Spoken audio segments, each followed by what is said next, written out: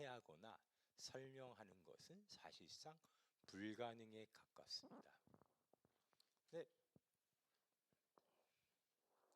안타까운 점 우리가 처한 현실은 이게 녹록치 않은데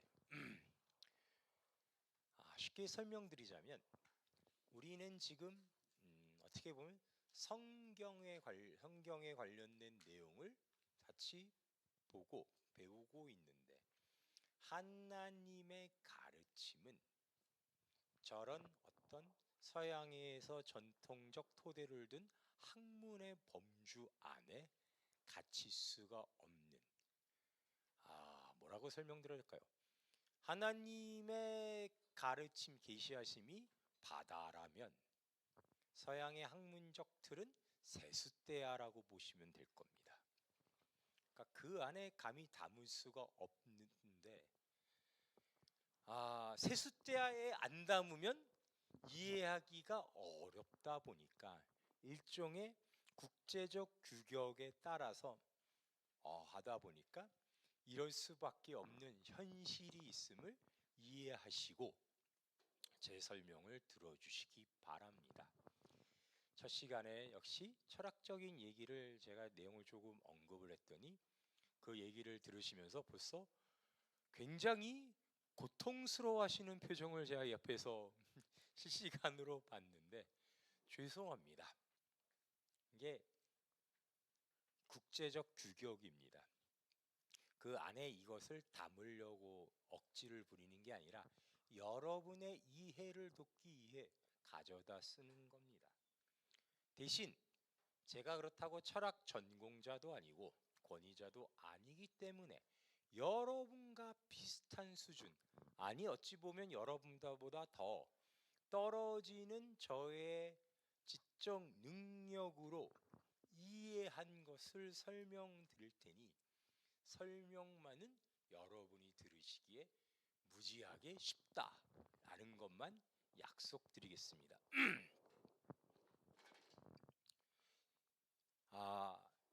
장폴 샤르트르라는 철학자가 있고 레비스트로스라는 철학자가 있는데 각각 밑에 적은 실존주의와 구조주의를 대표합니다. 실존주의와 구조주의가 뭐냐고 간단히 설명드리자면 실존주의에서는 인간을 놓고 설명할 때 오늘 인류학과 연관이죠. 인간과 사물이 구별되는 부분을 본질이라고 설명했습니다. 본질이란 건 예를 들어 이 마카는 본질이 뭐죠?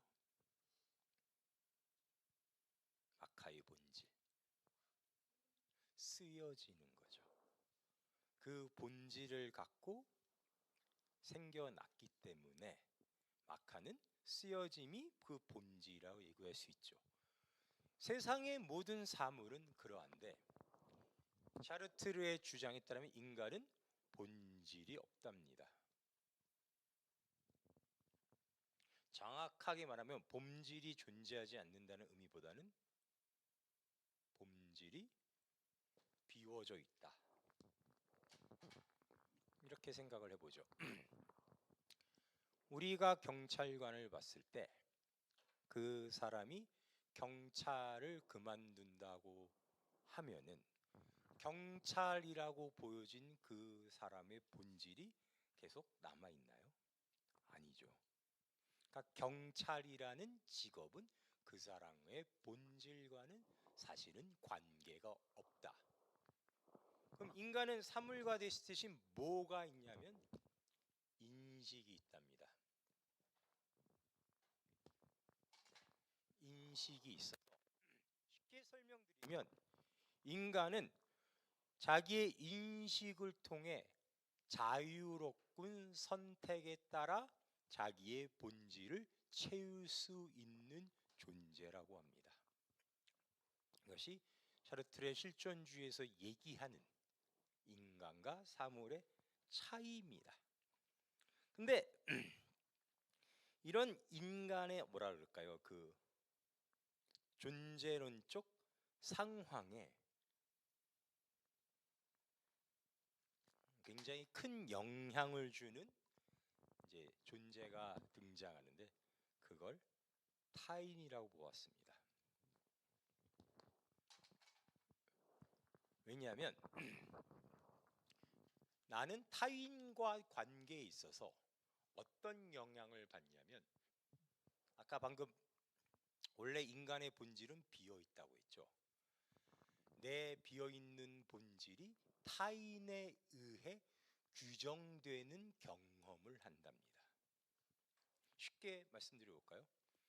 병원에 가서 제가 간호원을 만났을 때 그 간호원이란 사람은 자기 주체로는 자기 본질은 간호원이 아니고 비어 있다라고 말할 수 있지만 타인인 나에게 그 사람은 간호원이라는 본질로 규정된다는 거죠. 왜? 내가 지금 바라는 목적은 치료니까. 치료를 바라는 나에게 있어서 간호원은 간호원의 본질로서 인지가 되니까 그러한 일이 벌어진다고 합니다. 그럼 이제 구조주의는 무엇이냐면은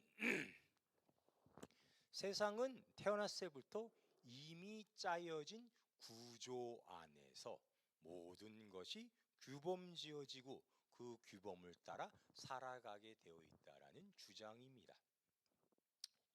이런 예를 들어봅시다. 저랑 집사님이 대화를 하는데 우린 한국어로 대화를 하죠.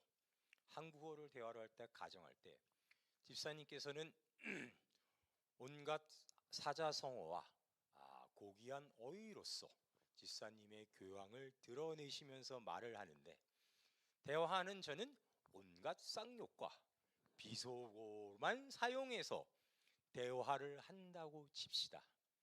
대화가 될까요? 안 될까요? 서로 의사소통이 될까요? 안 될까요?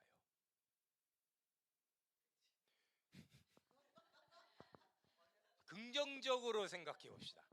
만약에 된다면 무슨 상상을 방금 하셨는지 모르겠는데 만약에 된다면 그게 어떻게 가능할까요? 제가 한국말로 한다는 게 무슨 뜻이죠? 그러니까 통하는 말로 한다는 게 무슨 뜻이죠?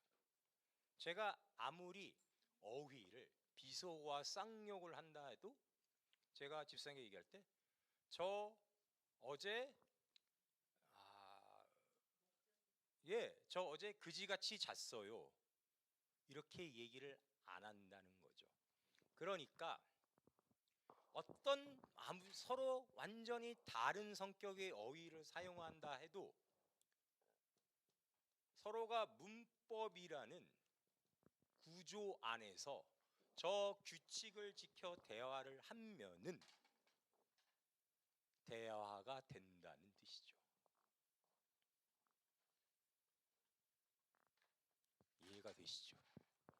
세상은 태어나부터 이런 구조들이 여러 개 아주 많이 우리 안에 이미 있는데 대부분을 전통에서는 이 구조를 이항대립이라는 용어로 관계로 설명합니다.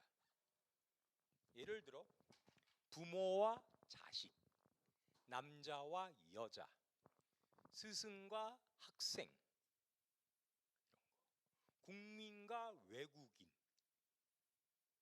이런 그 구조 안에서 A와 B라는 대립된 관계에서 짜여진 구조 안에서 모든 것이 이미 정해져 있다는 거죠.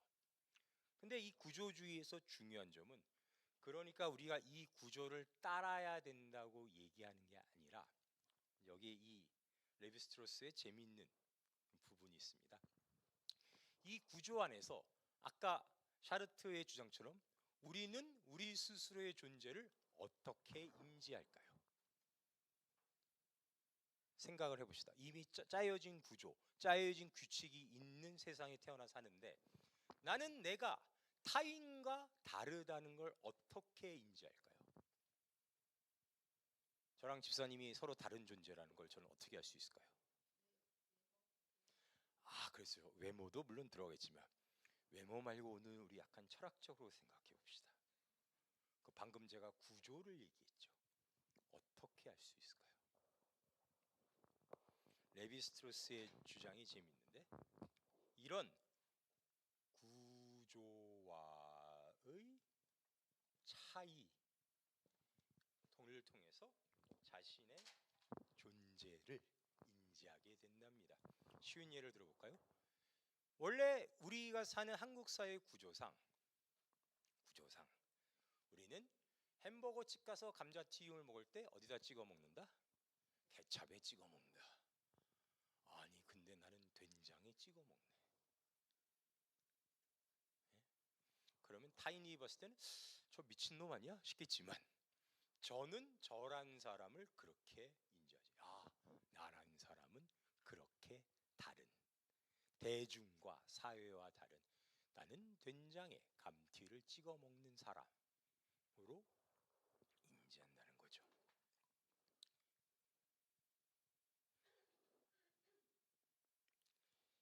이 철학자들이 다 1950년대부터 활동한, 즉 20세기 중반에 활동한 프랑스 활동한 사상가들인데, 제가 이 얘기를 꺼내는 이유는 저희가 첫 시간에 언급했던 세상적 인류학에 대한 추가 설명 때문에 그렇습니다.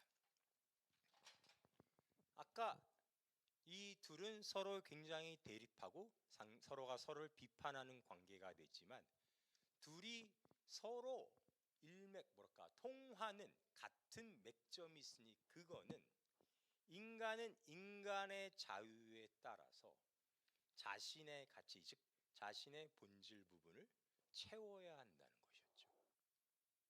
이게 아까 구조주의에서는 구조와의 차이이고, 아까 실존주의에서는 본인의 자유로운 선택에 따른 인식이었습니다.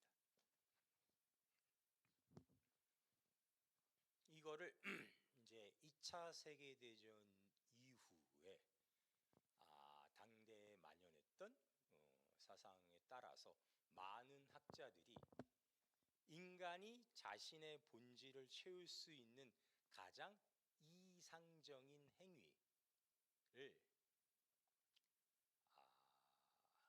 뭐라고 얘기하기 시작했냐면 일이라고 되겠습니다. 일. 이거는 노동이 될 수도 있고 작업이 될 수도 있습니다.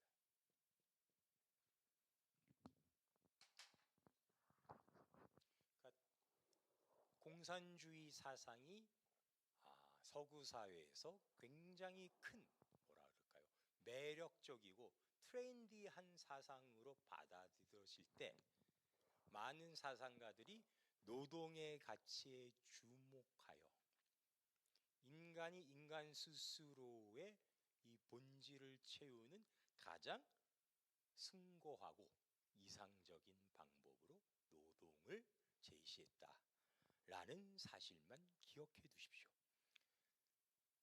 설명 잘했죠? 네. 짱이지 않습니까? 네.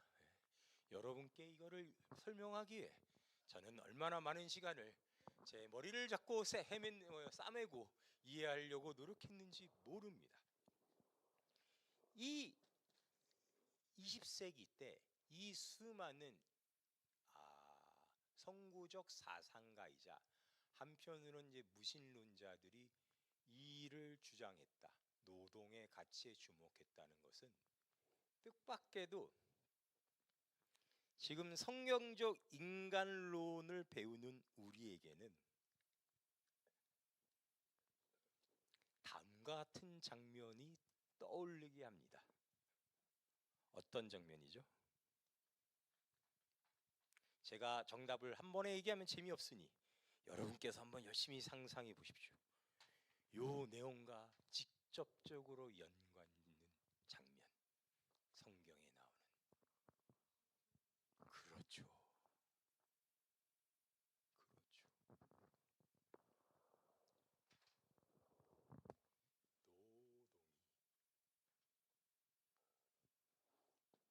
20세기 현대 사회에서는 본질을 채우는 가장 숭고한 행위로 소개되지만 원래 성경에는 뭐로 소개됐다? 형벌로 소개됐다.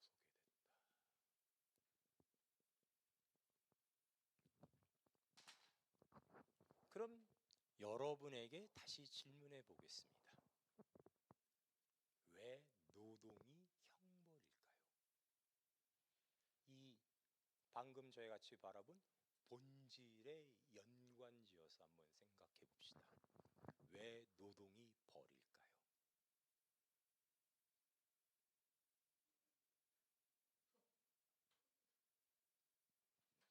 상상의 나래를 펴봅시다. 사람은 누가 지으셨죠? 하나님이 지으셨죠.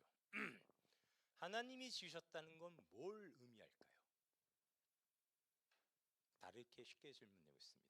하나님이 처음 지으셨을 때 인간은 노동을 해야 됐다, 안 해도 됐다? 안 해도 됐다. 왜?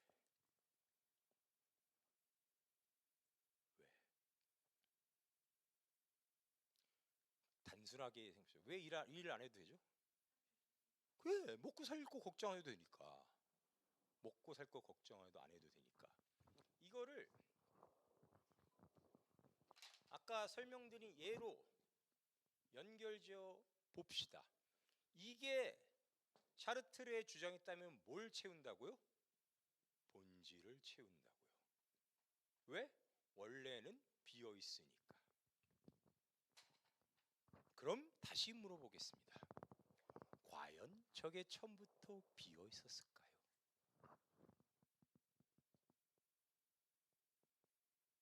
창세 때로 돌아가 봅시다.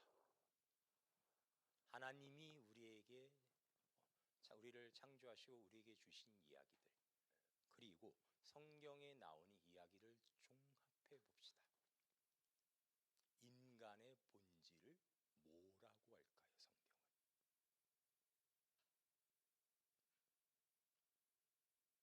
인간은 어떻게 창조되었다? 하나님의 형상으로 창조되었다. 원래 인간의 본질은 그래서 뭐다? 하나님의 성품이다. 그걸 성경적 용어로 본질이 하나님이다를 한 글자로 표현합니다. 한 글자. 인간의 본질은 뭐다? 한 글자입니다.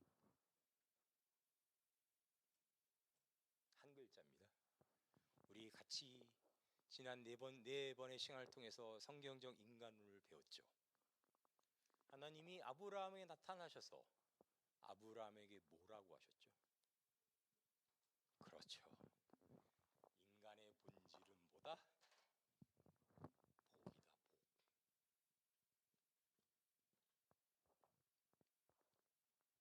복이다, 복.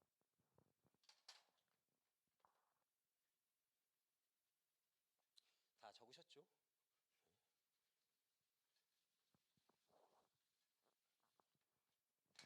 이런 인간론적 뭐라 그럴까요?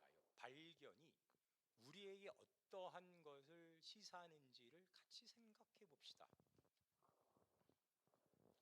여러분들은 언제 구원받았죠? 언제 구원받으셨어요? 네? 나 아직 구원 못 받았다. 내가 봤을 때 좀 더 노력해야 구원받을 수 있을 것 같다. 다 구원받으셨다고 생각하시는 거죠? 네. 지사님, 저랑 따로 만나시죠. 그러면 다 어차피 구원받고 지옥 안 가고 천국 가는데 왜 여기 나와 계십니까? 뭐가요? 집사님은 저랑 따로 만나시자니까요. 아니 어차피 구원받고 천국 가는 것도 정해졌는데 왜 나오셨어요? 힘들게. 예? 날도 덥고 비도 많이 오고 언제 호우가 떨어질지 모르는데 왜 여기 오셨습니까?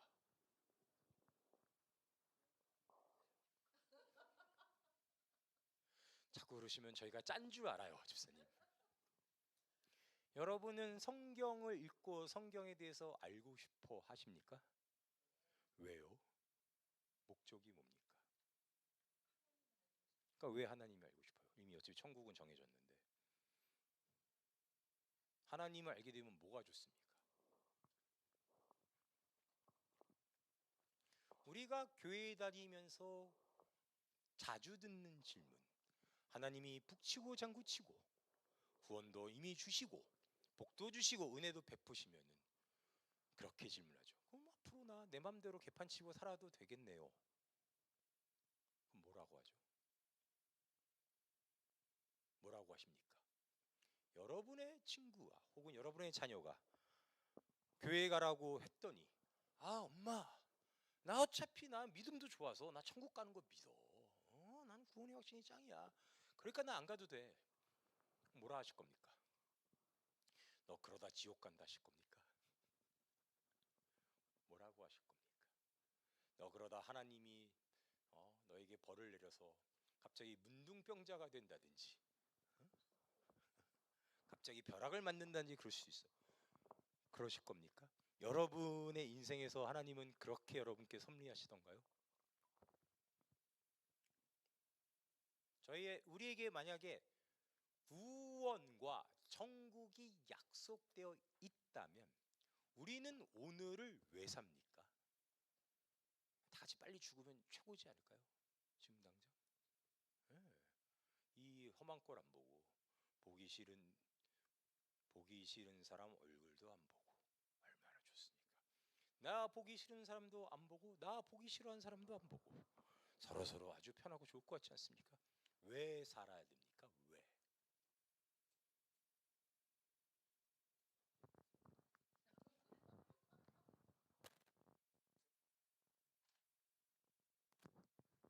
이렇게 열심히 비판해놓고 재수없게 샤르트르의 이야기를 가져다가 제가 써먹어 보겠습니다.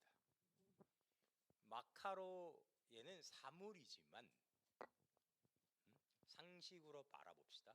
마카에게 있어서 이 마카라는 존재에게 있어서 최고의 행복은 뭘까요? 쓰여지는 거죠.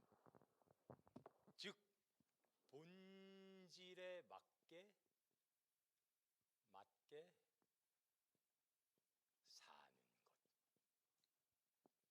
자신의 본질을 뽐내는 것이 최고의 행복이겠죠. 여러분에게 묻겠습니다. 천국이 확정된 우리는 왜 살아야 될까요?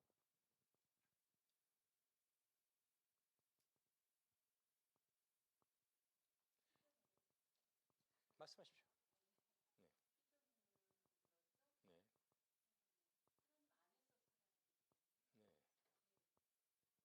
네. 네. 네. 아니 천국 가면 하나님 빨리 만나고 좋잖아요. 거기서는 하나님이 안으로 산다는 거를 잘 안 보이지만 믿어야 되는데 천국 가는 직방으로 하나님 옆에서 살게 될 텐데 그게 더 좋은 건 뭘까요? 하나님이 내게 바라시는 게 뭘까요? 건축 헌금일까요? 네? 선교사 파송일까요? 노방전도일까요? 하나님이 우리에게 바라시는 건 뭘까요? 이거죠, 이거.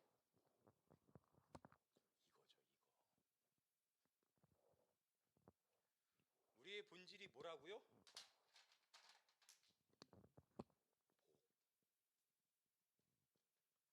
그래서 우리가 우리의 본질에 맞게 사는, 즉 이 세상의 복으로 사는 게 뭐라고요?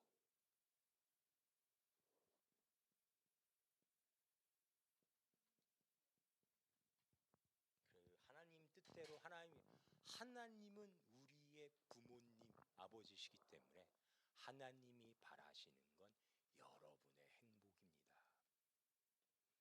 괜히 그래서 하나님한테 잘한다고 쓸데없이 밥 굶고 잠 안 자고 오래 기도하고 무슨 부활절 전에 예수님의 고난에 참여한다고 여러분 스스로를 채찍질하는 거 하나님이 전혀 좋아하지 않으십니다.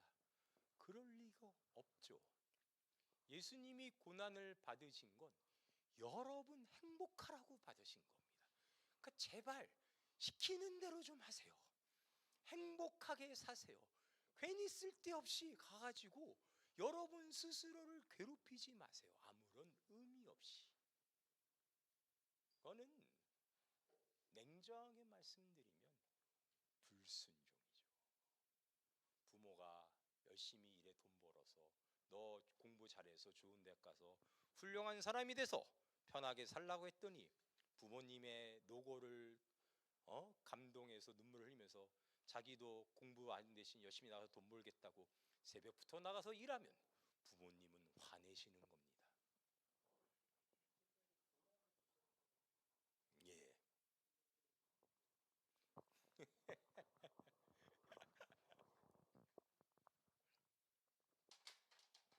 이 이거 본론으로 넘어가야 되는데, 하나님이 주신 행복과 달리 우리가 고난을 겪게 되는 이유는 뭘까요?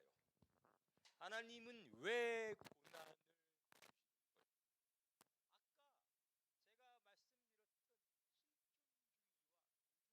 자꾸 우리가 우리의 본질을 지우고 우리의 본질을 망각하고 여기를 노동으로 채우는 겁니다. 노동으로 채워서 여기서 얻게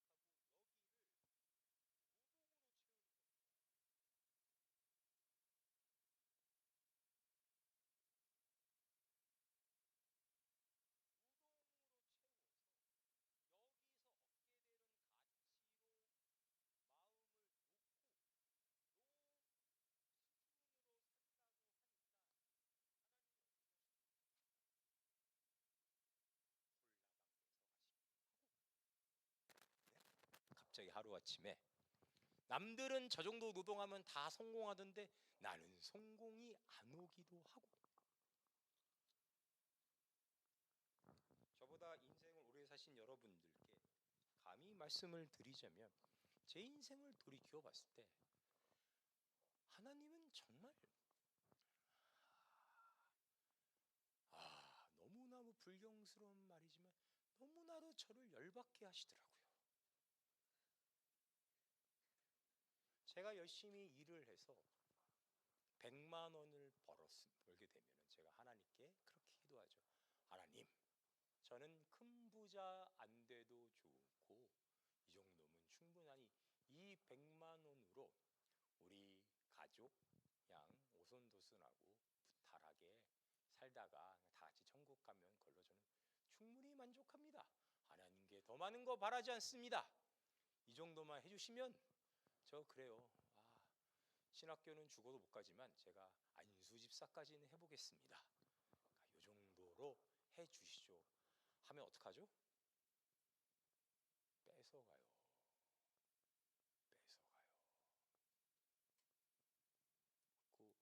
저만 100만 원을 뺏겨서 하나님께 화내고 울부짖고 있잖아요. 그럼 1년쯤 있어서 제 손에 한 20억쯤 쥐어줘요. 저는 어안이 벙벙해요. 왠 줄 아세요?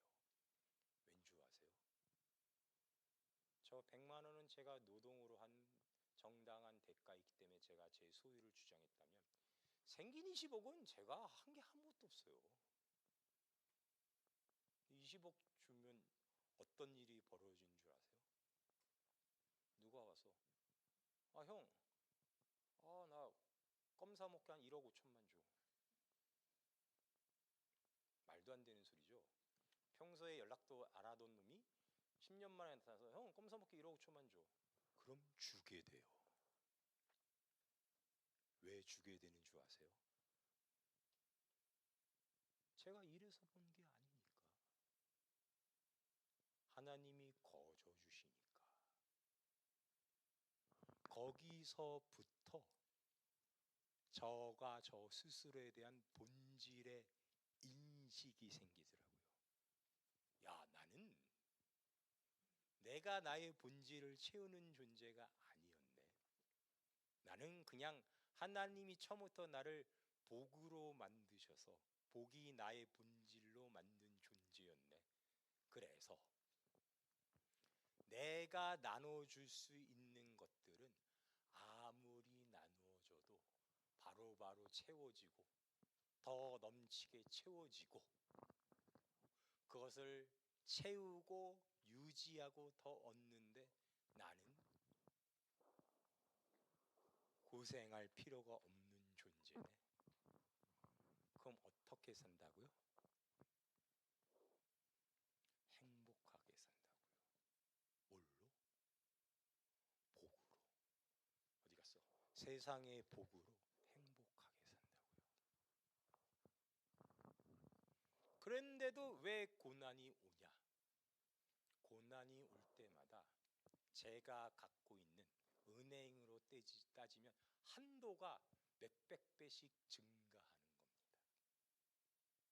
아브라함처럼.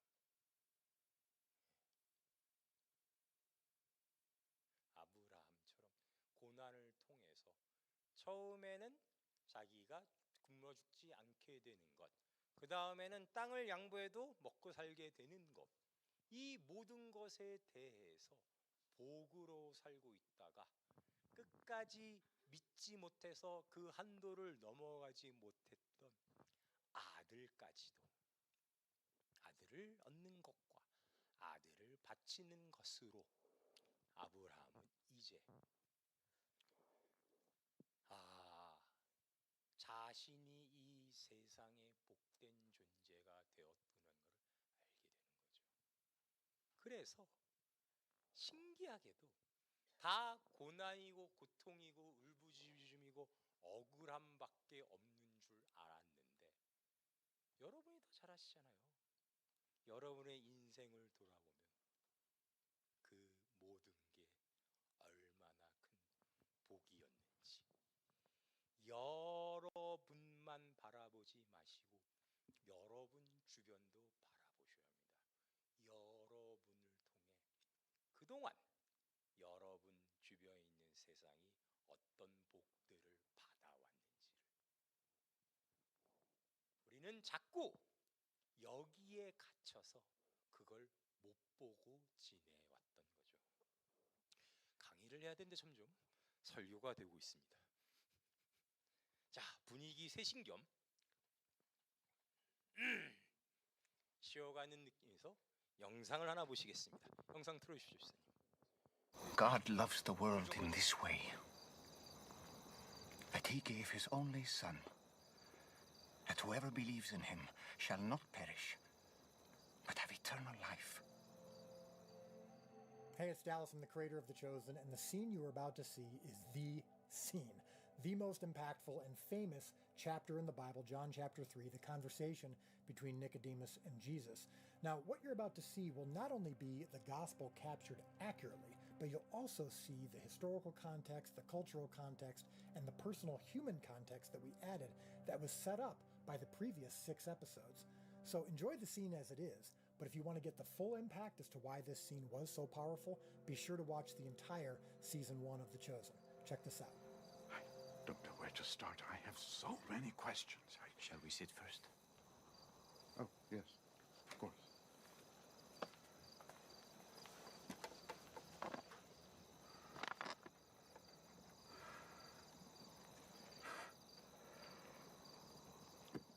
The eastern slums. Many wandering preachers have succeeded in gathering crowds with their rhetoric and fiery tone. I've heard a few of them over the years myself. So you know the type. But I have never heard anyone tell a paralytic to get up and walk, much less it actually happened. So what is your conclusion?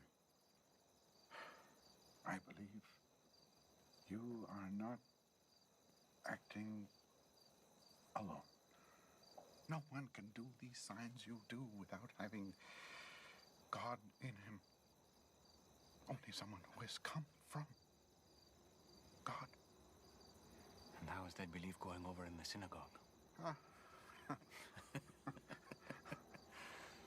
Which is why we are here at this hour. What else? What have you come here to show us?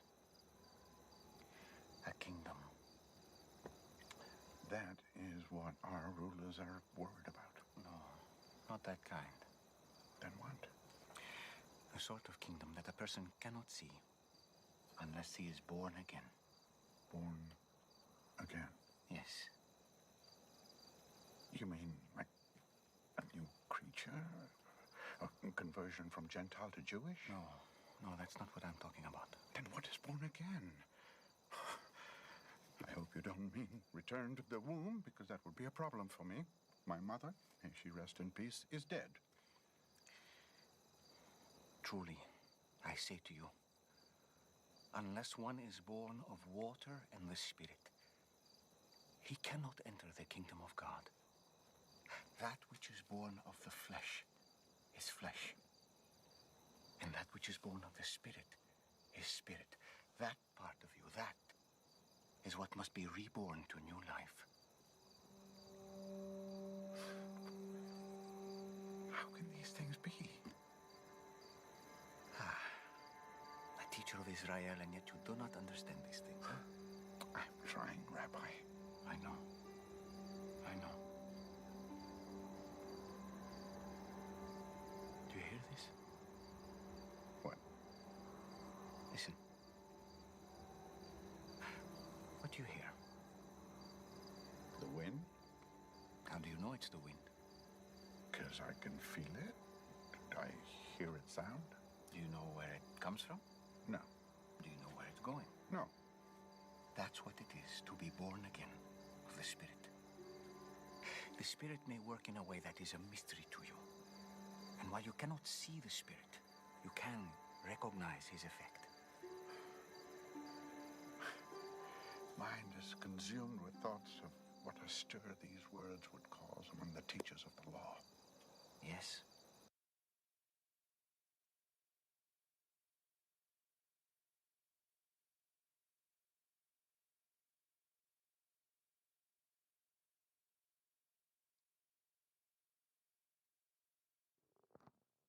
자, 저 당대 최고의 율법학자이자 최고 성직자 회의에 있던 니고데모도 이해하지 못한 거를 여러분과 저는 지금 이해하고 있는 겁니다.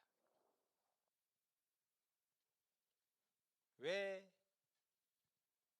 거듭나지 않고서는 안 된다고 했을까요? 예수님은 거듭난다는 건 뭘 의미하는 걸까요?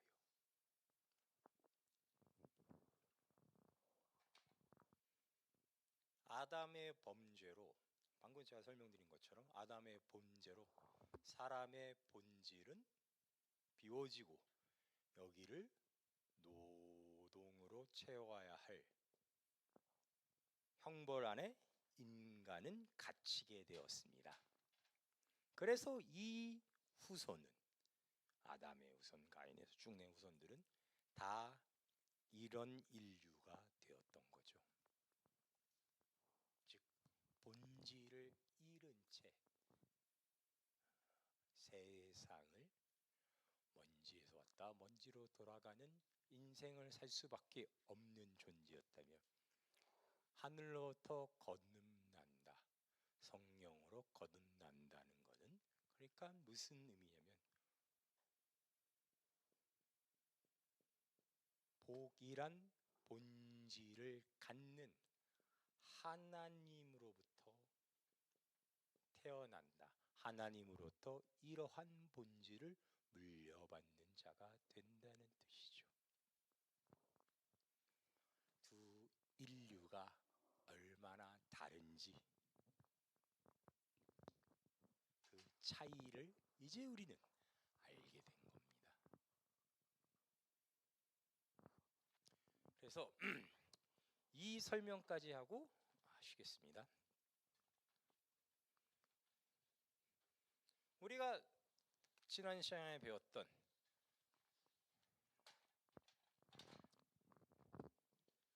본질이 없어서 이거를 노동, 다시 말해서 이 채워야 할 것을 불법적인 방법으로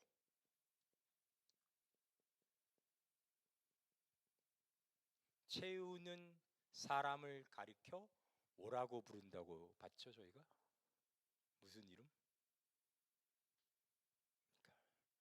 잘 생각해 보세요. 우리가 수업 시간에 배운 인물이 몇 명 안 됩니다.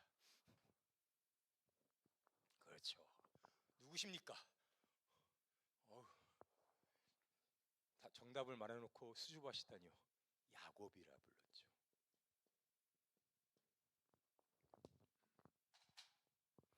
야곱이 야곱인 건 언제 가장 명백하게 드러나냐면 가장 큰 세상의 권력 앞에서 드러납니다. 성경에 나오는 가장 큰 세상의 권력이자 세상을 대변하는 존재는 바로 파라오죠. 파라오. 요즘 말로 그래서 야곱이 파라오에서 야곱이 야곱한 사건이 성경에 나와 있습니다. 어떤 사건이죠? 야곱이 파라오 앞에서 야곱이 야곱한 사건.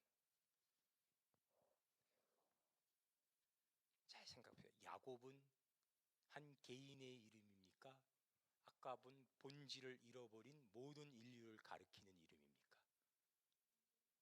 그럼 야곱이 파라오에서 야곱이 야곱한 사건. 아브라함이 사기친 사건이죠. 신기하죠. 아브라함이 바로한테 아내를 누이라고 사기친 걸로 본인이 원하는 걸 얻어내므로 아브라함이 자기가 야곱임을 드러낸 겁니다. 그러니까 이 시점에서 아브라함은 이런 일을 하며 자기가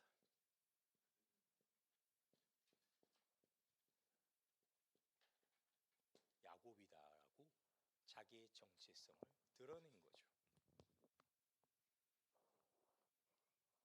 근데 이 야곱이 여러분이 알다시피 나이가 들어서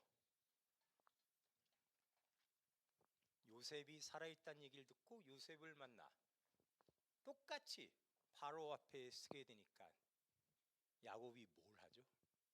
축복을 하죠. 즉 제가 이걸 가리켜 나는 이스라엘이다. I am 이스라엘이다 라고 얘기하는 장면이라고 말씀드렸는데 이게 아까 드린 설명과 연결시켜 보면 야곱의 어떤 선언이라는 걸 이제 이해가 되시죠? 나는 나의 원래의 본질을 찾았다. 하나님이 나에게 주셨던 나의 본질인 복임을 찾고 내가 그 복된 본질을 지닌 존재임을 믿는다 라는 이야기예요.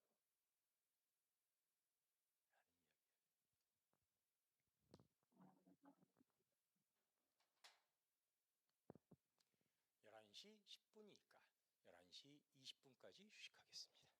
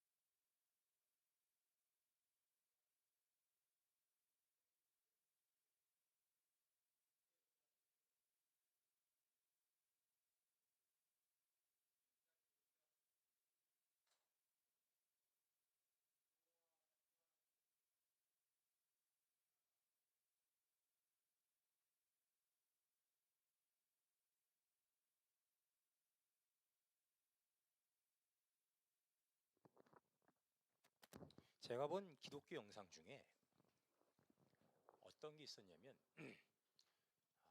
여러분 주의 깊게 듣지 말고 그냥 가볍게 들으십시오. 남자의 여자의 그러니까 남매를 기르는 이제 남편은 무슨 이유인지 없고 그 어떤 여자 이야기 나오는데 교회 봉사도 열심히 해서 주변 이웃들 중에 혼자 사는 집 가서 이제 음식도 챙겨주고 이런 일을 하는데 이 여자는 예를 들어서 뉴욕에 사는데 멀리 LA에 사는 언니가 내일 놀러 오기로 했어요. 아침부터 일을 다 끝내놓고 이제 밤 저녁 7시에 만나서 저녁을 먹기로 해서 6시 20분쯤에 이제 보모가 오기로 해서 다 끝내놓고 이제 하는데 자꾸 일이 터져서 6시 20분에 못 나가는 거죠. 그 언니한테 계속 10분만 하다가 9시가 돼버려요.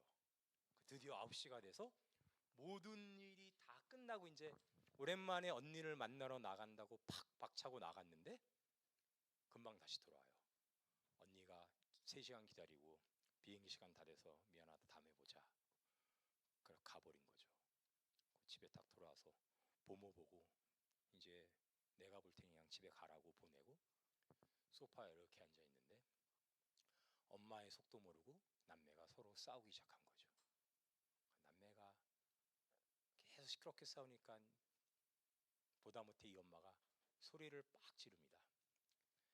나쁜 새끼를 탁 치고 빨리 가서 자라고 영어로 얘기합니다. 그러니까 남매가 이렇게 엄마 눈치 보고 평소에 화를 내던 엄마가 아니었는데 상냥한 엄마였고 교인들과 이웃 돌보기에 힘쓰는 엄마였는데 엄마가 소리를 지른 걸 보고 놀래서 방에 들어갑니다. 이 감정이 격양당 상태로 엄마가 이렇게 소파에 앉아서 계속 이러고 있는데 아들이 다시 기어 나온 거죠. 엄마가 상놈의 새끼야 잘하니까 왜 또 기어 나와? 소리를 지니까 그 아들이 엄마 기도는요. 동생이랑 빨리 나와서 빨리 기도하고 빨리 자. 그러니까 동생이랑 나와서 같이 기도하는데 아들이 하나님 오늘도 이렇게 우리를 사랑하시는 엄마를 우리에게 허락해 주셔서 감사합니다. 우리가 오늘 하루도 엄마 덕분에 얼마나 감사했는지 몰라요. 라고 기도를 하는 거죠. 기도를 듣고 엄마가 펑펑 웁니다. 그리고 이제 그 영상이 끝났는데 마지막에 자막으로 당신이 오늘 하루 동안 주변에 얼마나 많은 사랑을 베풀었는지 당신은 알지 못합니다. 라고 영상이 끝나더라고요. 와, 너무 감동했습니다. 몰몬교가 그렇게 영상을 잘 만듭니다. 몰몬교에서 만든 영상이었어요. 제가 그걸 보고 저희 신학교 친구들과 동기들에게 열심히 보여주면서 우리 반성하자. 이단도 이렇게 잘 만드는데 우리는 왜 이렇게 만드는 거 족족 그렇게 더럽게 재미가 없는지 우리도 반성하고 잘 만들도록 해보자라고 했던 기억이 납니다. 제가 몰몬교 영상만 추천해드리지 않았어요. 다시 한번 얘기하지만 복음주의권의 조준원도 여러분께 소개해드렸습니다.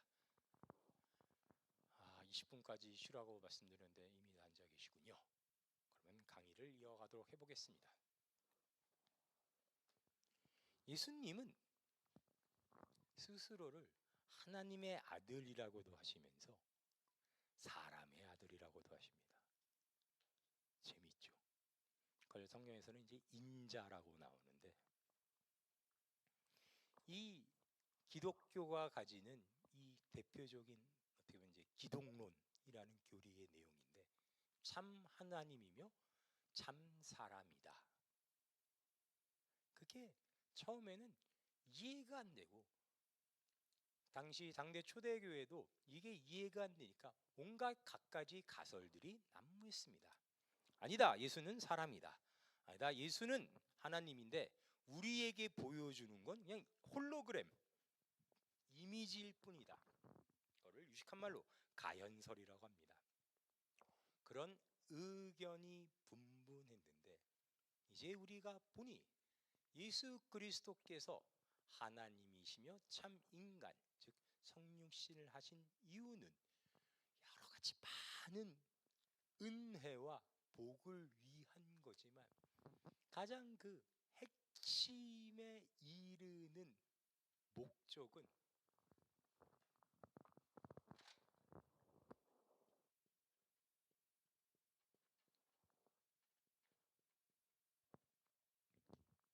하나됨입니다. 아버지와 하늘이 하나였듯이 예수 그리스도가 인간이 되어 우리와 하나됨으로 예수 그리스도를 통하여 궁극적으로 우리는 하나님과 하나 되기 위해 단적인 예로 우리에게 삼위일체가 계시된 이유는 삼위일체는 신학 파트 중에 가장 인간이 이해할 수 없는 영역입니다. 삼위일체 교리를 다 알고 있다고 얘기하는 사람들은 사실은 다 구라입니다. 우리는 그걸 알 수가 없습니다. 맨날 헷갈리죠. 에? 한 분인 것 같기도 하고 세 분인 것 같기도 하고 에? 어느 날은 너무 아버지만 위해서 아들이 삐질까봐 제가 어느 교회 찬양팀이 찬양하면서 그렇게 멘트한 걸 들은 적이 있습니다. 지금까지 우리 너무 성부 하나님을 찬양했으니 이제부터 성자 하나님을 찬양합시다 라는 멘트를 들은 적이 있습니다. 무식한 소리죠. 근데 저는 이해가 되는 게 우리는 어렵단 말이죠. 하나가 색 같은데 셋이 또 하나고.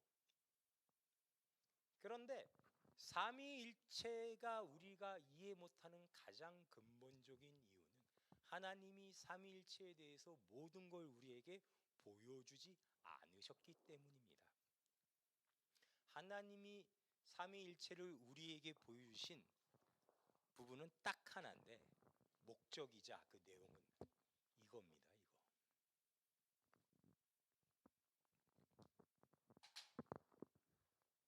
성부와 성자와 성령이 하나 되어 그 관계가 절대 끊어질 수 없듯이 이제 우리와 하나님의 관계도 이런 관계와 동질성을 가자 절대 끊어지지 않는다 하는 이야기입니다.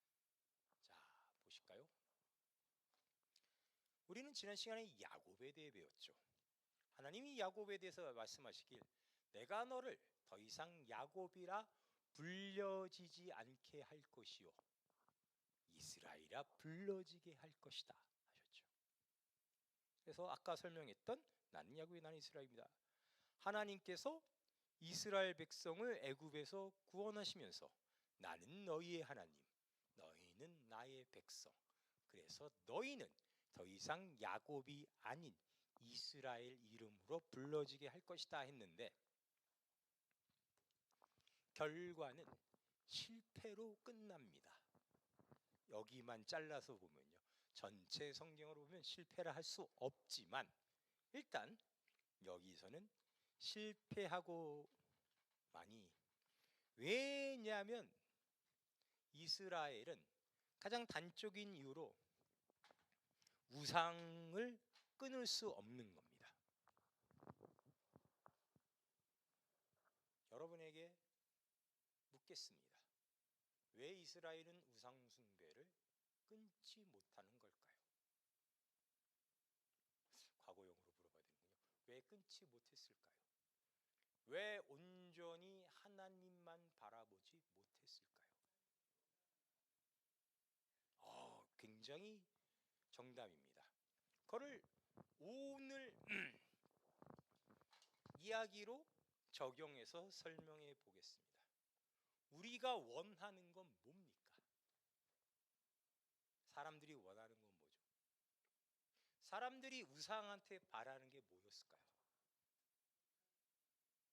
그거를 아까 우리가 들었던 설명에 대입해서 한번 풀어봅시다. 내가 원하는 건 어떻게 보면 이제 인풋이라고 할 수 있는데 일종의 또 노동이라 칩시다. 일종의 투자.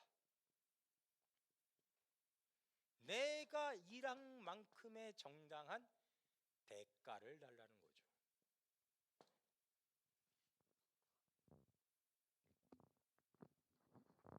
저걸 하나님은 안 주시고 우상은 준단 말이죠. 왜 하나님은 안 주셨을까요? 네. 왜 안 주셨을까요?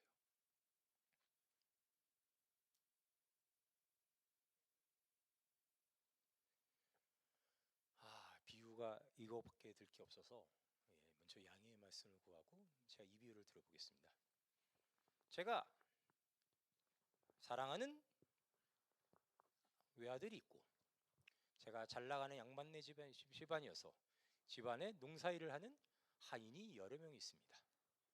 농사일을 하는 하인에게 매일 일이 끝나면 하루의 일당으로 10만 원씩 줬다고 칩시다.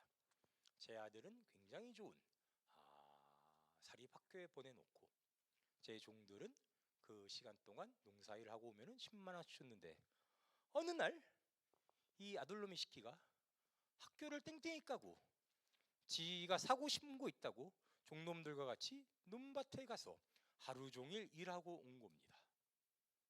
그 와서 자기도 하인과 똑같이 일당을 달라고 손을 내미는 거죠. 제가 10만 원 줄까요? 안 줄까요? 줄까요? 안 줄까요? 안 주고 뭐 하겠죠? 때리죠. 이 쌍놈 시키야. 누가 너 보고 논밭 가서 일하래? 넌 학교 가서 내가 너희 등록금이 얼마인 줄 알아? 내가 가 하고 너는 에어컨 있는 방에서 열심히 편하게 공부하라 그랬더니 왜 네가 거기 가서 일하고 있어?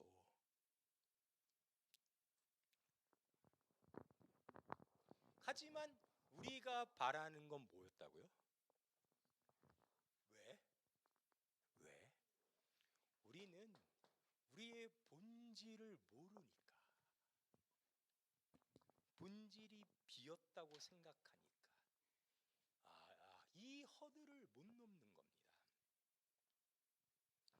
야곱이 이스라엘로 불려지는 게 실패하는 거죠. 아무리 선지자를 보내고 아무리 사사를 세우고 아무리 왕을 보내도 이 한계를 못 넘는 겁니다.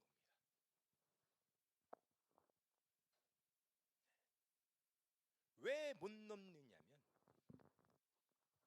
이것 때문에, 죄 때문에. 우리의 죄가 아까 보시다시피 우리에게 계속 대물림되어서 저 죄로 말미암아 내 본질도 못 보게 하고 하나님에 대해서도 제대로 인지하지 못하게, 하나님을 제대로 이해하지 못하게, 하나님의 뜻을 제대로 알지 못하게 방해해왔던 거죠. 그래서 저분이 이제 제가 거의 유일하게 좋아하는 영국의 청교도 신학자인데, 저는 개인적으로 청교도 신학자들 별로 좋아하지 않습니다. 하지만 제가 유일하게 좋아하는 분이 있니, 저분이 이제 존 오웬이라는 신학자 목사님인데 저분이 이제 기독론이란 책을 쓰셨거든요. 기독론에 보면 저분의 설명이 굉장히 이제 인상적이어서 여러분께 소개시켜 드리는 건데, 너무 죄로 인해 사람이 하나님에 대해 오해만 해오니까 드디어 하나님이 우리에게 직접 나타나셔서 진실을 보여주실 그 필요가 절실했었다. 그게 예수 그리스도께서 이 땅에 오신 이유다라고 설명을 하더군요. 예수님이 오심으로써 그래서 사실 우리에게는 어떤 효과를 주게 됐냐면, 시력이 마이너스 한 8억쯤 되는 거의 장님이나 다름없던 우리에게 예수 그리스도란 안경이 생긴 겁니다. 예수 그리스도란 안경을 끼고 이제 보면 하나님도 보이고 하나님의 말씀도 명백하게 볼 수 있게 된 것이죠. 그래서 봅시다. 아까 본 것처럼 우리의 본질은 하나님께서 언제나 복을 강조하셨는데 결국 이스라엘 백성들은 우상 섬기는 것을 중단하지 못하고 다 바벨론으로 끌려가게 되죠. 그러니까 바벨론으로 끌려가는 사건은 사실 하나님의 백성의 완전한 최종적 실패를 의미합니다. 야곱이 이스라엘로 불려지게 되는 데 있어서 완벽하게 실패했다는 의미를 가집니다. 왜 실패했다고요? 죄 때문에. 죄 때문에. 우린 누구나 죄인의 후손으로 태어나서 이걸 넘어갈 수가 없었다. 그때 이 바빌론으로 이스라엘 끌려갈 때 하나님이 이런 말씀을 주십니다. 예레미야 31장 31절부터 34절.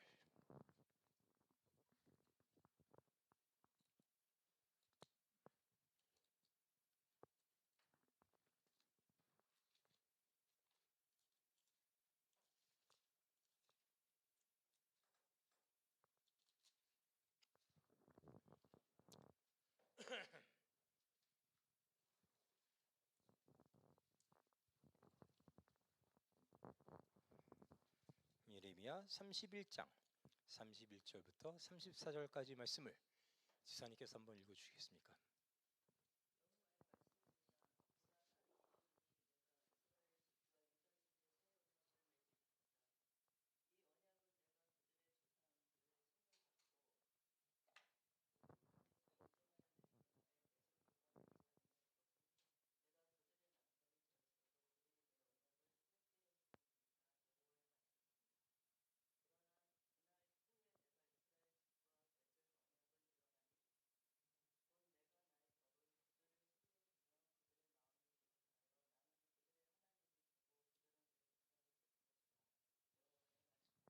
네, 하나님께서 법을 내리셨는데 그들이 법을 깨뜨려 언약이 깨져서 다 지금 포로로 잡혀간다고 하시면서 그날에 하나님께서 그때 이스라엘 집과 맺은 언약은 이러하니 33절입니다. 내가 나의 법을 그들 속에 두며 그들의 마음에 기록하여 나는 그들의 하나님이 되고 그들은 내 백성이 될 것이라. 즉 그날에 내가 내 법을 그들의 마음 속에 새기고 가슴에 두어 드디어 그들이 이스라엘로 불려지게 하겠다라는 약속이시죠. 법이란 물론 율법을 가리키지만 당대의 표현에 따르면 구약 성경 자체를 율법과 선지자들, 즉 성경을 다른 말로 하나님의 법이라고도 불렀습니다.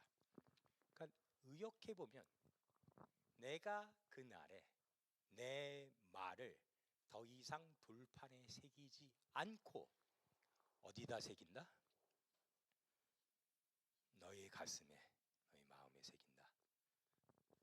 자, 그렇게 하나님이 우리에게 잡혀가는 그의 야곱들에게 약속하셨습니다. 네, 그들의 마음에 기록한다. 자, 그리고 휙 와서 요한복음에 나오더니 갑자기 요한복음 1장 14절에 이런 말이 나오죠. 말씀이 육신이 되어 우리 가운데 거하심에 우리가 그의 영광을 보니 아버지의 독생자의 영광이요 은혜와 진리가 충만하더라. 누가 말씀이라고요? 누가 말씀이라고요? 예수님이 육신이 된 하나님의 말씀이다. 그랬더니 마태복음 4장으로 가봅시다.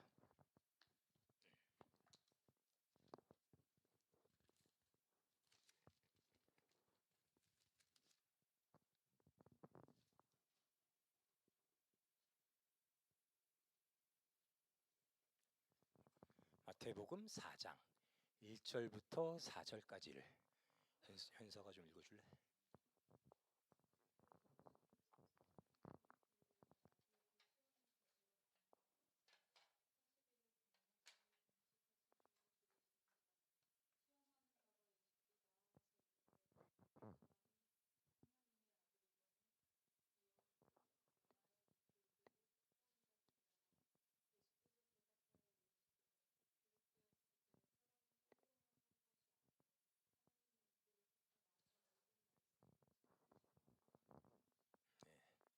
성경을 보면 참 재밌는 부분이 많은데 아까 바로가 그랬던 것처럼 사단도 아주 자주 하나님이 아주 요긴하게 써먹으십니다.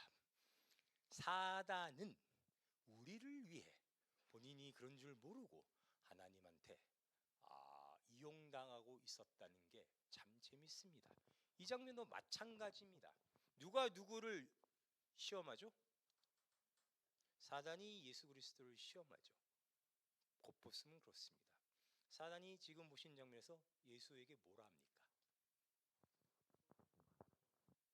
우리는 자꾸 떡이라고 해석을 하는데 안타깝게도 정확한 번역은 빵입니다.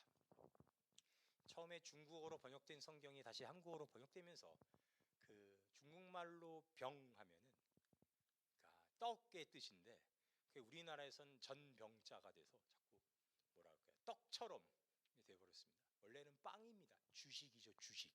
우리말로 의역하자면 밥입니다, 밥. 예수님이 사단이 유혹하자 뭐라고 하시죠? 정답은 성경에 있습니다. 뭐라고 하시죠? 돌들로 빵이 되게 하라. 즉 우리말로 하면 돌들로 밥이 되게 하라 했더니 예수님이 뭐라 하시죠?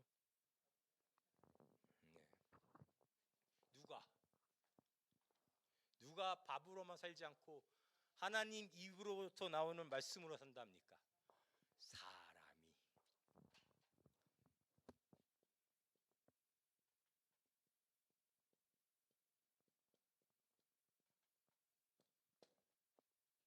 누가?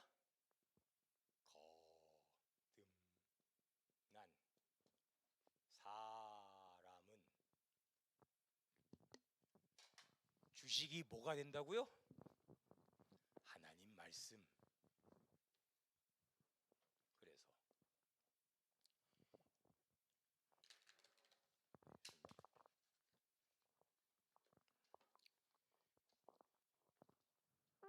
요한복음 6장에 가시면 그래서 다음과 같은 이야기들이 나옵니다. 요한복음 6장 26절.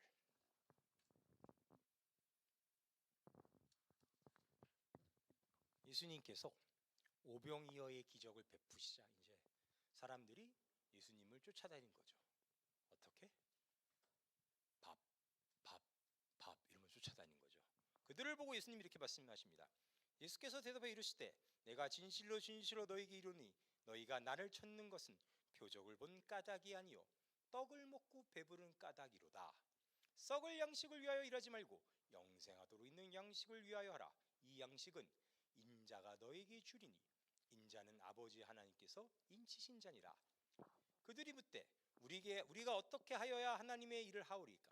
예수께서 대답해 이르시되 하나님께서 보내신 일을 믿는 것이 하나님의 일이니라 하시니 그들이 묻되 그러면 우리가 보고 당신을 믿도록 행하시는 표적이 무엇이나이까? 하시는 일이 무엇이나이까? 기록된 바 하늘에서 그들에게 떡을 주어 먹게 하였다함과 같이 우리 조상들은 광야에서 만나를 먹었나이다. 우리의 조상들은 광야에서 만나를 먹었죠. 예수께서 이르시되 내가 진실로 진실로 너희에게 이르노니 모세가 너희에게 하늘로부터 떡을 준 것이 아니요 내 아버지께서 너희에게 하늘로부터 참떡을 주시나니 하나님의 떡은 하늘에서 내려 세상에 생명을 주는 것이니라. 그들이 이르되 주여 이 떡을 항상 우리에게 주소서. 예수께서 이르시되 나는 생명의 떡이니 내게 오는 자는 결코 줄이지 아니할 터이요 나를 믿는 자는 영원히 목마르지 아니하리라. 그러나 내가 너에게 이르기를 너희는 나를 보고도 믿지 아니하는도다 하였느니라. 아버지께서 내게 주시는 자는 다 내게로 올 것이요 내게 오는 자는 내가 결코 내쫓지 아니하리라.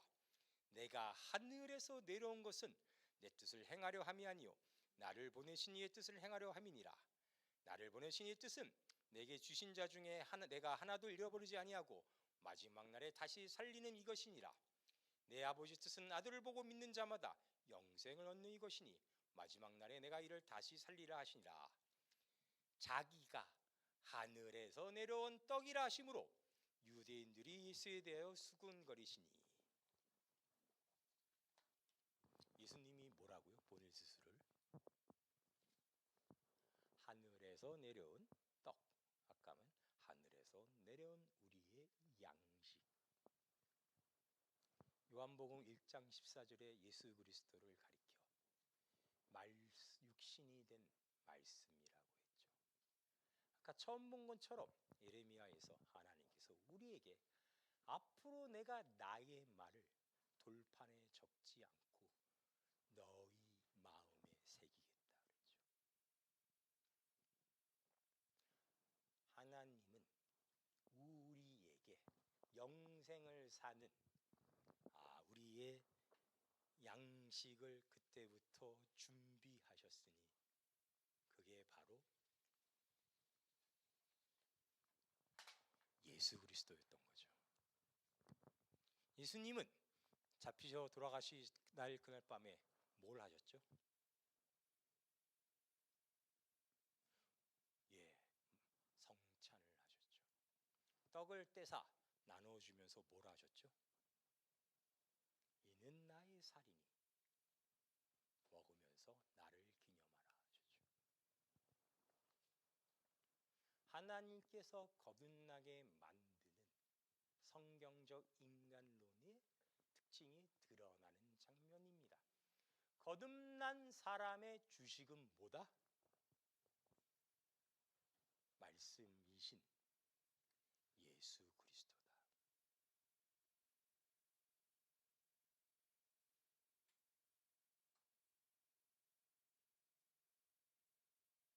그래서 예수 그리스도를 양식으로 삼은 우리는 그로 말미암아 이스라엘이 되어서 우리 시대가 예수 그리스도로 말미암아 이스라엘이 되어서 우리는 어떤 이름으로 이 시대에 불리게 되었냐면 교회란 이름으로 불리게 되었다.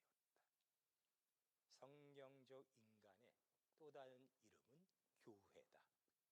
그 교회란 예수 그리스도를 주식으로 하는 육신이 된 말씀을 가슴에 새기는 그를 가리켜 바울은 그리스도의 몸된 교회라고 하였다.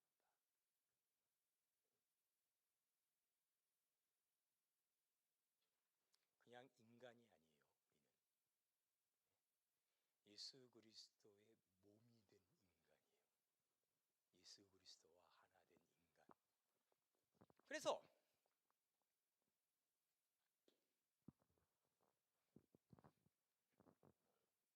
안타깝지만 예수를 안 믿고 하나님을 믿는 건 그렇게 얘기할 수 있다 없다? 없다. 왜? 그런 사람은 사람이 아니다. 예수 그리스도가 주식이 아닌 예수 그리스도가 몸되지 않은 사람은 사람이 아니다. 살아있는 사람이 아니다. 그런 사람은 아까 우리가 본 본질이 비었다고 노동으로 자기의 본질로 채우고 살았던 사람들은 다 멸망했다. 언제? 십자가에서. 예수님께서 십자가에 못 박혔을 때 다 멸종하고 이제 살아있는 사람은 다 예수 그리스도의 몸된 교회가 되었다. 아닌 사람은 예수도 안 믿고 예수 그리스도의 몸도 안 된 사람은 사람이 아니다. 사람의 어떻게 뭐랄까요? 화석이다, 화석. 옛날에 공룡처럼 같이 멸종된 그런 화석을 우리가 보고 있다. 예수를 안 믿는다고 우기죠. 네, 안 믿는다 우기죠. 근데 성경의 예언에 따르면 유대인도 결국 예수를 믿게 될 것이다 라고 하였습니다. 그건 좀 다른 얘기인데 질문을 하셨으니까 예수를 믿고 안 믿고는 사실 우리의 입으로 하는 고백으로 결정되지 않습니다. 제 아들이 아무리 저한테 울부짖으며 지가 제 아들이 아니라고 우겨봤자 그런다고 제 아들이 아닌 게 안 되듯이 아무리 여러분이 하나님한테 한번 찍힌 이상 아무리 안 믿는다고 빡빡 우겨봤자 여러분만 고생하는 거지 안 믿는다고 안 믿게 되어지지 않습니다. 나이 어린 제가 이렇게 말씀드려 죄송하지만 착각하면 안 됩니다. 예쁜 사람이 자기가 못생겼다고 아무리 우겨봤자 못생긴 사람이 될 수 없듯이 예수 믿는 사람은 아무리 안 믿는다 우겨봤자 그렇게 되지 않습니다. 반대도 마찬가지입니다. 하나님이 선택하지 아니하시면 날고기는 재주가 있어도 예수를 믿을 수 없습니다. 제가 여러분께 이 부분을 강조하는 건 세상에 수많은 교단과 수많은 신학자들이 이걸로 아직도 싸우고 있어요. 저는 개인적인 입장에서 물론 그들보다 무식하겠지만 개인적인 입장에서 참 한심합니다. 본인들이 자유롭게 선택할 수 있을 줄 알아요. 아이고, 절대 그렇지 않습니다. 다시 이야기로 돌아와 봅시다. 그래서 누가복음 22장으로 다시 가보시면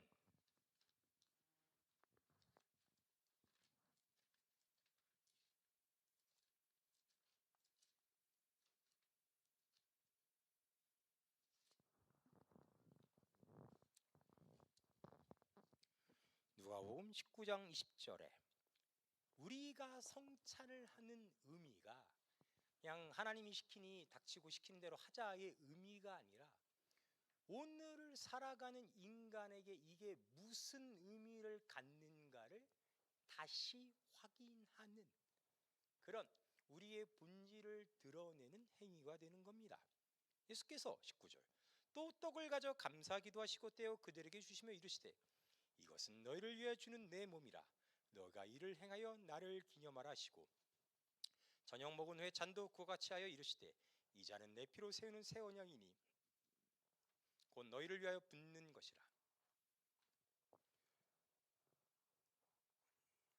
절기마다 교회에서 성찬을 행하는 것은 여러 가지 의미를 부여하지만 가장 중요하고 가장 그 기본되는 의미는 이겁니다.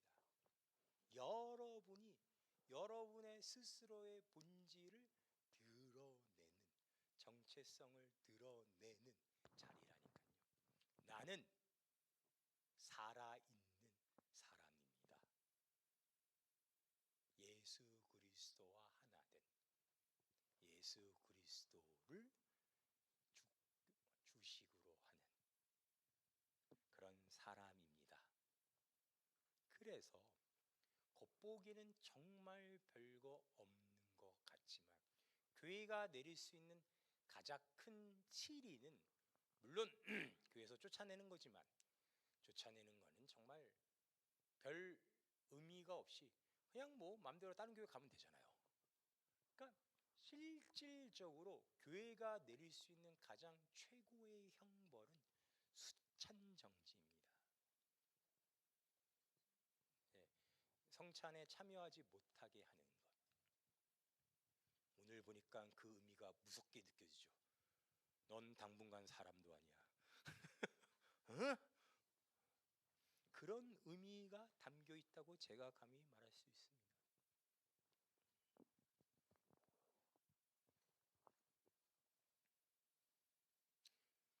아까 보신 그 예수 그리스도의 니고데모의 대화, 제가 왜 여러분께 그 대화를, 이 영상을 보여드렸을까요?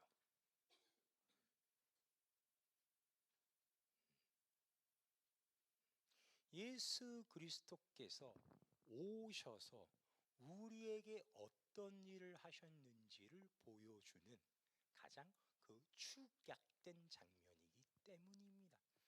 예수님은 결론적으로 말하자면 우리가 복된 본질을 갖고 새 인류로 태어나는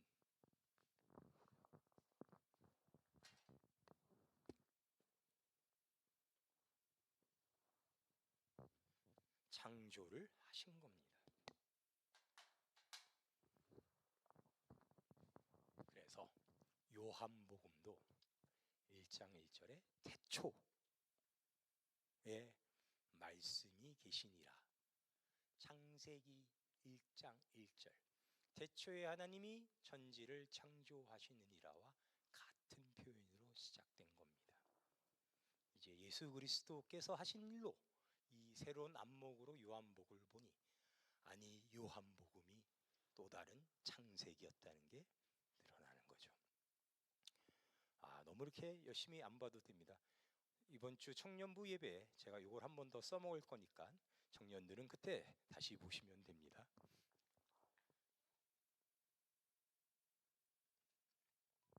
예수께서 십자가에서 하신 말씀, 죽기 직전에 하신 이야기, 다 이루었다. 무엇을 이루셨다는 거죠? 우리의 재창조를, 우리와 하나됨을, 우리를 그리스도의 몸으로 만드신 것을 다 이루었다 라는 뜻이 되는 거죠.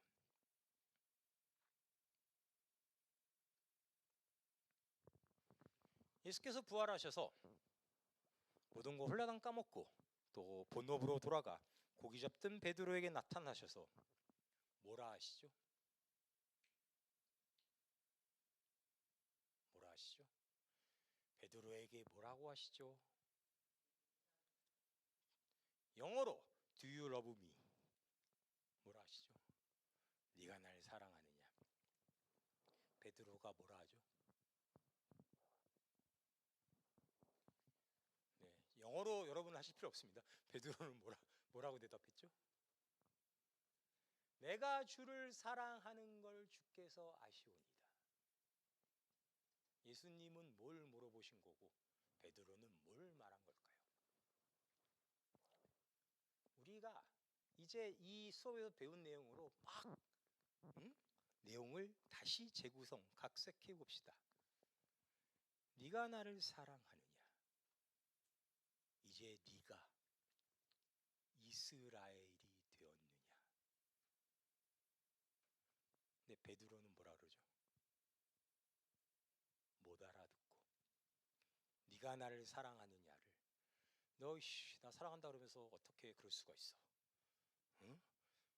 3번이나 부인하고 저주하고 내가 모를 줄 알아? 그러니까.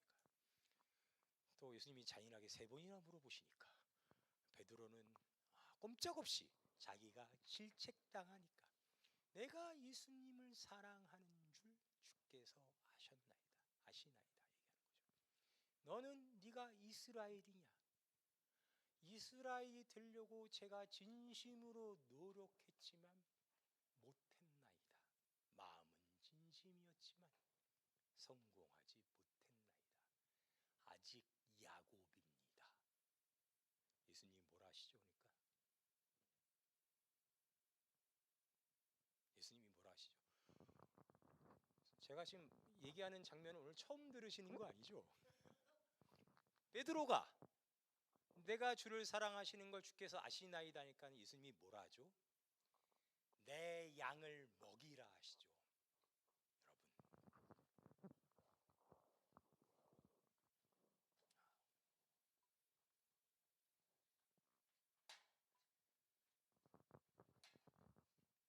너 이스라엘이냐? 왜 이렇게 물어보시죠? 다 이루시고 부활하셨으니까 너 이스라엘이냐? 그러니까 베드로가 아닙니다. 전 야곱입니다. 예수님이 양을 먹이라. 왜 양을 먹이라 할까요? 우리 식대로 이해해 봅시다. 왜 양을 먹이라 할까요?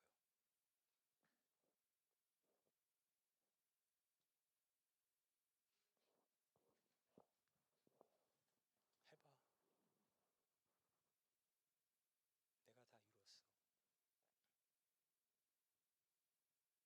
이스라엘의 너의 본질을 드러내봐. 그때는 네가 못했고 너의 죄 때문에 그 허들을 넘지 못했지만 내가 다 이루었으니 이제 왜 우리 옷가게 갔을 때 한번 입어봐 하는 것처럼 한번 해봐. 내 양들을 먹여봐. 어떤 일이 벌어지나? 어떤 일이 벌어지죠?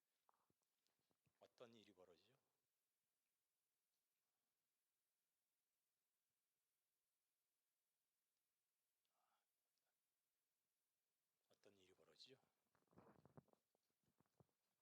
성전 앞 안진뱅이를 일으키죠.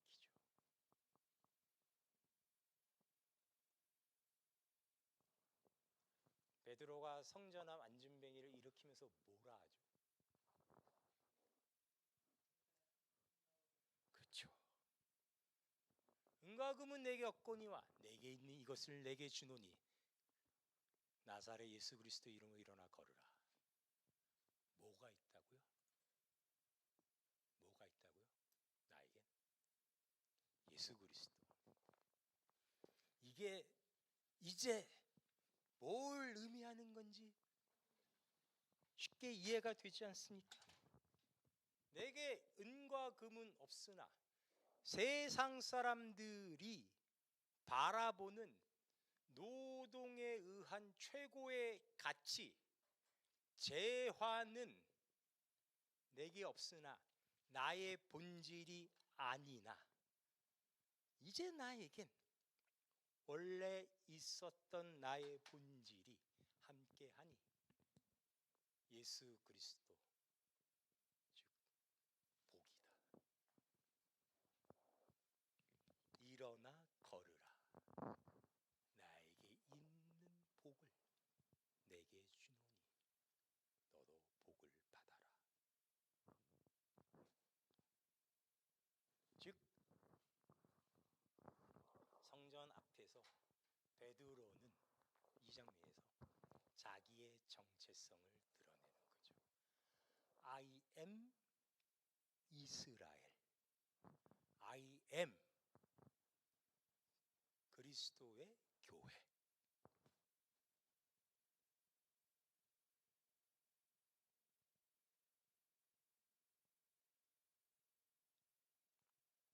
예수 그리스도께서 육신이 된 말씀이 되어 우리의 주식, 양식이 되어 우리 안에 들어오셔서 우리의 본질이 되심으로 창세기부터 시작된 하나님의 창조, 인간에 대한 창조가 그 대단원의 완성을 보게 되는 거죠.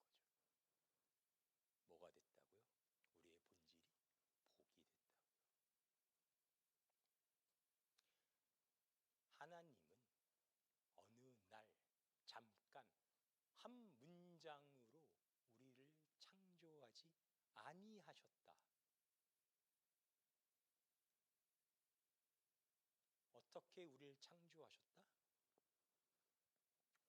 오랜 시간을 두고 하나님의 끊임없는 열심으로 우리를 만들어 오셔서 우리의 몸으로 오셔서 드디어 그 창조를 이루셨다. 이게 뭐다? 살아있는 사람이다. 우리가 본 성경적 인간의 그 숨겨졌던 진면목인 거죠. 살아있는 사람.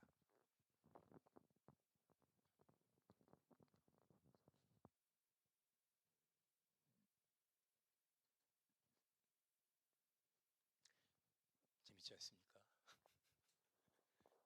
여러분이 앞으로 제가 지금 사실 준비했던 내용을 다 못 끝내고 이번 학기는 마칠 것 같습니다. 남은 내용들은 당연히 다음 학기에 할 겁니다. 모르겠어요. 다음 학기는 이제 겨울이 되는데 저는 이제 겨울에는 저녁 시간을 하게 될 텐데 보통 겨울 저녁 시간에는 주석률이 굉장히 저조합니다. 여러분과 같이 수업을 하면서 제가 여러분께 갖는 그 기대와 마음은 그겁니다.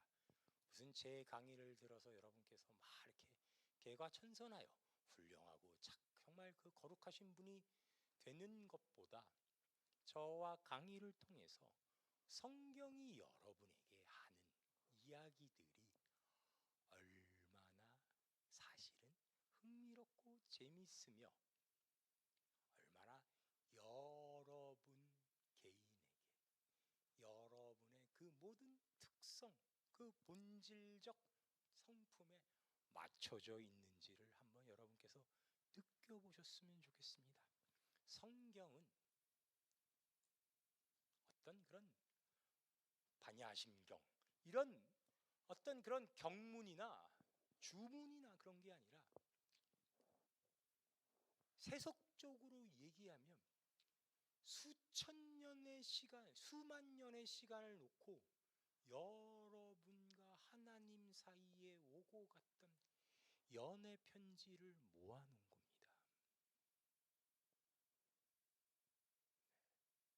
그래서 훨씬 더 뭐라 그럴까요? 조금 가볍고 조금은 뭐라 그럴까요?